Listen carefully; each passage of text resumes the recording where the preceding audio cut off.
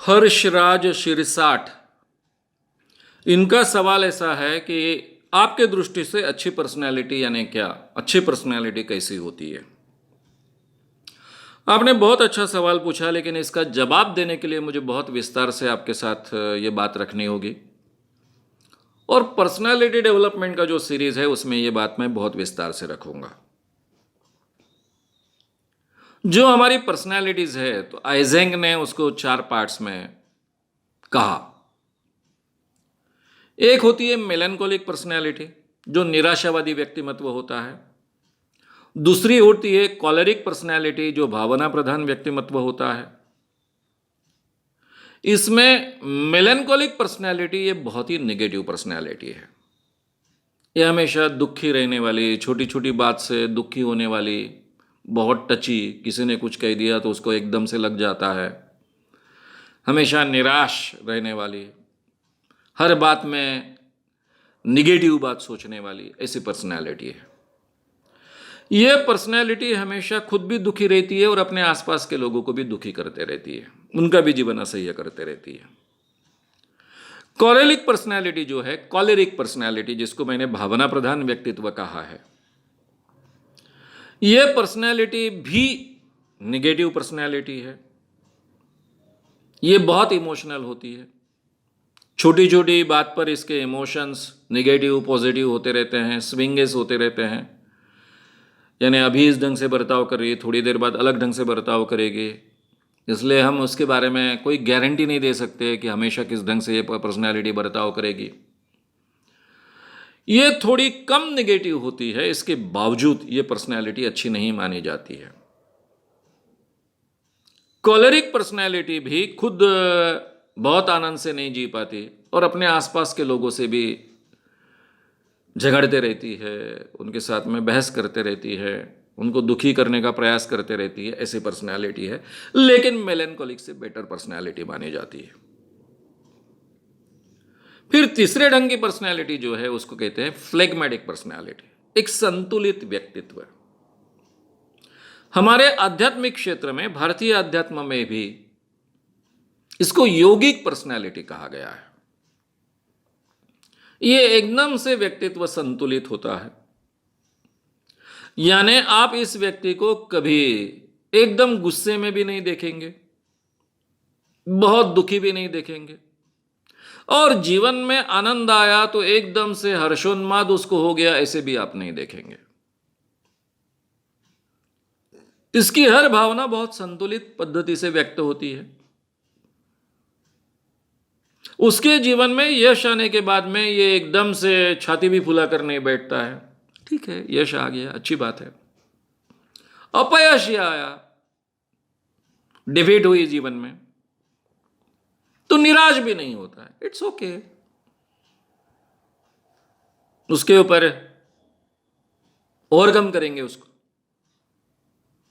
उसको मात देंगे। इस ढंग से ये पर्सनैलिटी होती है। इसको योगिक क्वालिटी कहा जाता है। यह पर्सनैलिटी संतुलित होने के कारण यह मानसिक दृष्टि से भी बहुत स्वस्थ होती है और शारीरिक दृष्टि से भी बहुत स्वस्थ होती है।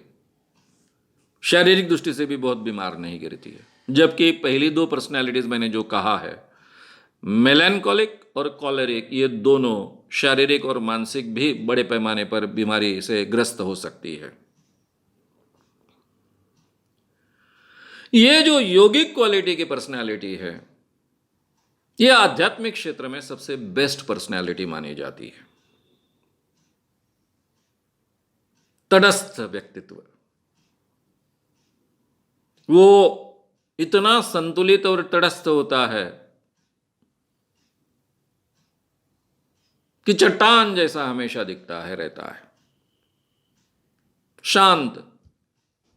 बहुत हंसते हुए भी आप इसको देखेंगे नहीं, प्रसन्न देखोगे, हंसते हुए देखोगे, लेकिन एकदम से खिलखिलाकर हंस रहा ऐसा भी नहीं देखोगे, और दुखी भी नहीं देखोगे। और चौथी पर्सनैलिटी होती है जिसको कहा जाता है सैंग्विन पर्सनैलिटी, जिसका मैं भाषांतर करता हूं आशावादी व्यक्तित्व। ये बहुत पॉजिटिव व्यक्तित्व होता है। आज के जमाने में पर्सनैलिटी डेवलपमेंट में क्षेत्र में ये नंबर 1 की पर्सनैलिटी मानी जाती है। ये बहुत हंसमुख पर्सनैलिटी होती है, हमेशा आनंदी रहती है, दूसरे के जीवन में भी आनंद निर्माण करने का प्रयास करती है,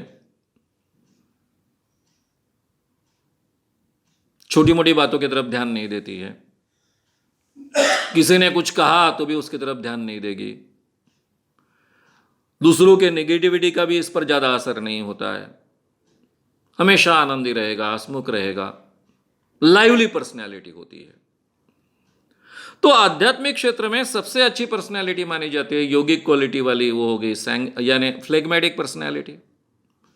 और पर्सनैलिटी डेवलपमेंट के क्षेत्र में सबसे अच्छी पर्सनैलिटी मानी जाती है, मैंने जो कहा, वो सैंग्विन पर्सनैलिटी।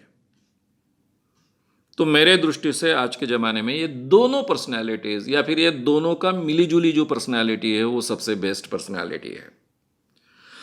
आपकी अगर सैंग्विन पर्सनैलिटी है तो भी वो बढ़िया पर्सनैलिटी है, अगर वो फ्लेगमेटिक पर्सनैलिटी है तो भी अच्छी पर्सनैलिटी है, बढ़िया पर्सनैलिटी है, और दोनों की मिलीजुली पर्सनैलिटी है तो बहुत ही बढ़िया पर्सनैलिटी है।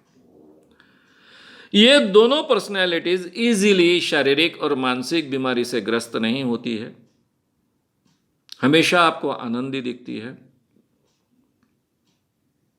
हंसमुख रहती है, पॉजिटिव रहती है, लोगों को भी प्रोत्साहित करते रहती है, ऐसी पर्सनैलिटीज है। अभी मैंने शॉर्ट में आपके सामने ये बात रखी, विस्तार से अगर मुझे आपके सामने ये बात रखनी है तो मुझे सभी पर्सनैलिटीज में इंग्रेडिएंट्स क्या है, क्या क्या गुण होते हैं, उनमें से बुरे गुण या नेगेटिव गुण कौन से हैं, अच्छे पॉजिटिव गुण कौन से हैं, इसका भी विस्तार से वर्णन करना पड़ेगा। और मैं बहुत विस्तार से पर्सनैलिटी डेवलपमेंट सीरीज में ये लूँगा, तब उसके बारीकियों के साथ में ये सभी पर्सनैलिटीज़ की जानकारी आपके सामने रखूँगा। अभी शॉर्ट में मैंने आपके सामने कहा, उतना काफ़ी है। अगर आपको ये वीडियो पसंद आया हो तो उसे ज़रूर लाइक करें, लोगों में ये अवेयरनेस फैलाने में हमारी मदद करें, वीडियो को ज़रूर शेयर भी करें। तो हमारे YouTube चैनल श्याम मानव को विज़िट करें।